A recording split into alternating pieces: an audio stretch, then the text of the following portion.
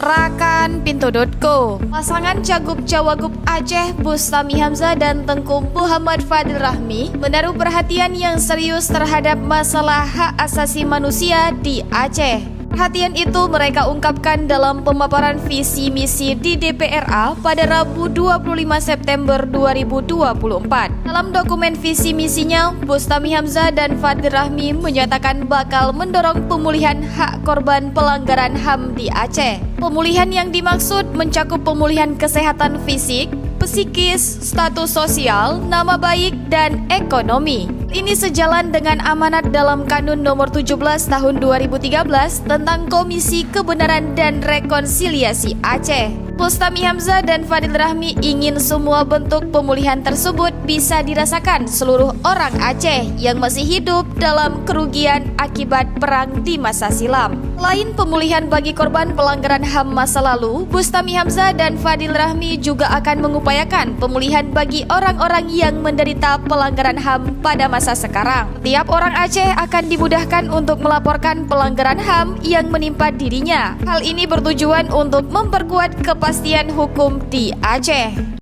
Mau tahu berita terupdate tentang Aceh? Baca berita selengkapnya di Pintu.co.